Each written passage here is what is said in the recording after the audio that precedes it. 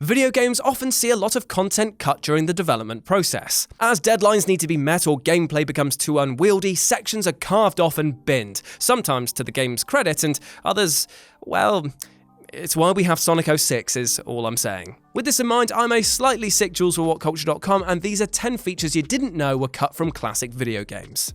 Number 10. GoldenEye 007 would have let you play as 4 different James Bonds. The classic GoldenEye 007 was famous in part for its cheat menu options like paintball mode and DK mode, but there was one feature that was sadly cut before the game was finished: All Bonds mode. All Bonds mode would have unlocked the versions of James Bond played by Sean Connery, Roger Moore and Timothy Dalton for use in multiplayer deathmatches, in addition to the default Pierce Brosnan version. Each character would have featured the actor's real likeness and signature attire worn by them as Bond. Unfortunately, the fun of playing as these big Bonds was outweighed by legal concerns, namely that you kind of have to pay people if you want to use their faces in video games. Who knew? Also, fun fact, before they scrapped this mode, Rare had a little team competition between all of the Bonds, which was a first to 100 in deathmatch, and Roger Moore came out on top by a single point. So, he's the best Bond after all, is he? Not sure I buy that. Number 9. Perfect Dark would have let you play as yourself, or anybody else. The spiritual successor to GoldenEye, Perfect Dark wasn't going to fall foul of the same likeness fees that I've just mentioned, but did have some content cut which sounded rather tasty. Calling the feature Perfect Head, the devs tried to include the ability to use the Game Boy camera to photo your face, then upload it into the game as a head texture, meaning that you could play as yourself. Huzzah! However, things went sour when the company realized the moment that you put a camera in the hands of people who've witnessed the internet, things other than faces might be taken and used. So yes, even back in 2000, trolls were the reason that you can't have nice things.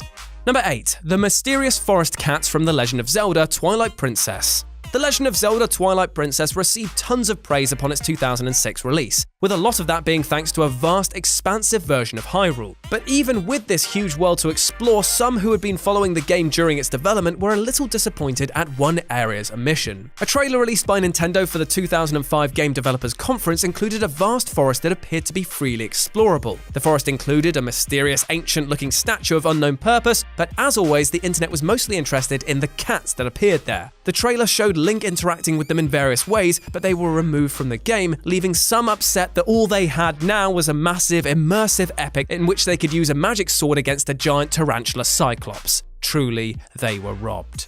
Number 7. Super Mario Bros. 3 had a ton of unused levels.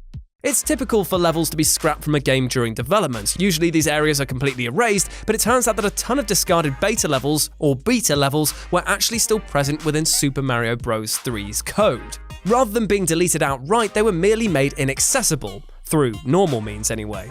The unused areas range from grasslands to icy worlds to sky stages. Some are clearly unfinished or experimental, lacking enemies or exits, but a few of them are so well designed that it's actually a shame they didn't make the cut.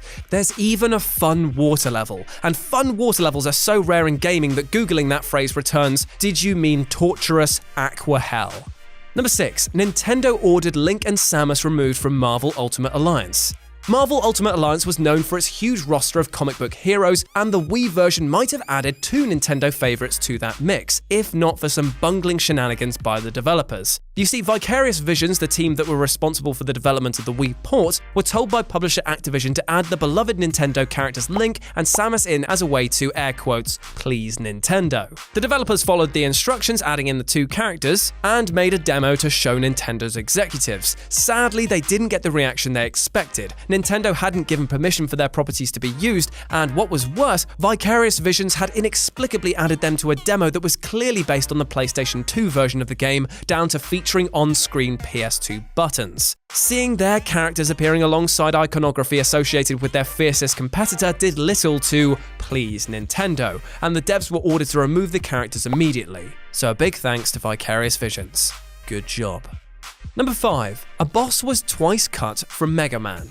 The 6 robot masters from the first Mega Man game have become emblematic of the series, except Bomb Man, nobody cares about Bomb Man. But there was one fully designed character who failed to make the roster. A 1995 manga by Hitoshi Ariga revealed that a glue-themed boss named Bondman was cut from the first game. Because no official artwork had survived, Ariga included a picture of Bondman he drew from producer Keiji Inafune's descriptions. And somehow, this gave Bondman a cult following. The mystery surrounding the would-be character has inspired countless works of fan art and even earned himself a brief cameo in the official MEGAMAN comics. Because of his unexpected popularity, Inafune considered including Bondman in MEGAMAN Powered Up, ultimately deciding against it because he didn't want to ruin the character's mystique. Therefore, Bondman is in a weird space. He's too popular to be forgotten, but he's also too much of a cult hit to have him be done right.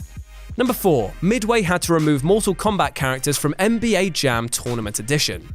The NBA Jam franchise is known for taking liberties with their games. For example, I'm not sure that players can actually set the ball on fire when they play, but then again, I might be wrong. Yet this was one too far for the NBA, it seems. Basically, the devs had put in some secret characters into the NBA Jam Tournament Edition, namely Bill Clinton, Prince Charles, and also MK favorites Scorpion, Sub-Zero, Reptile, and Raiden. However, once the higher-ups caught wind that their game would include content from a game which began a whole video game violence discussion that still rages on to this day, they demanded it be cut.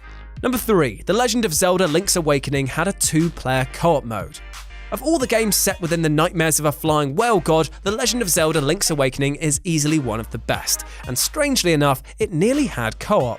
Nintendo's 2011 Zelda Compendium Hyrule Historia included design documents from the development of several Zelda games. One of these was a sketch from the early design stages of Link's Awakening and showed a massive stone golem-type boss being fought by 2 Links. A handwritten note on the sketch translated as, "Problem. What are we going to do about 1-player mode?" suggesting that this boss was specifically intended to be handled by 2 players, using the Game Boy Link cable. Apparently at this point in development, co-op play was so fundamental to the game's design that they hadn't considered what to do with this boss if somebody were playing solo. Sadly, the feature was scrapped and players had to wait until 2002's 4 Swords to experience co-op Zelda with a friend.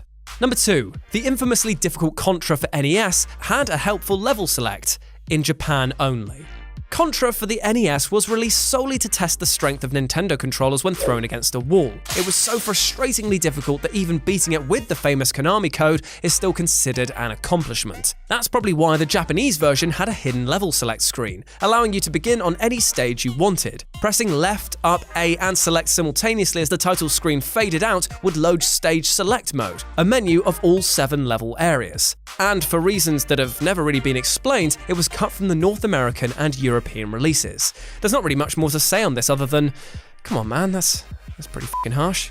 And number 1, Nintendo almost gave Mario a rifle. Few characters embody Nintendo's squeaky clean image better than Mario. His mortal enemy routinely kidnaps and tries to forcibly marry his girlfriend, and Mario still can't hate him for long enough to turn down a go-karting invitation. But as it turns out, everybody's favourite plumber/doctor/Olympic athlete almost added a much unfriendlier occupation to his resume: armed mercenary. In an Iwata Asks interview, Nintendo President Iwata and Mario creator Miyamoto revealed that early versions of Super Mario Bros. Allowed Mario to carry firearms, including a rifle and a beam gun. With this version of the character less concerned about jumping on enemies and more focused on blasting them away Scarface style. If the idea of a goofy character like Mario packing heat seems a little strange, now try to imagine that he's flying through the skies in a cartoon cloud opening fire on the helpless enemies below, because that was another early concept of the game. Eventually, the development team abandoned the idea of a gun-toting Mario, replacing the rifle attacks with a much more family-friendly maneuver, stomping his enemies to death mercilessly.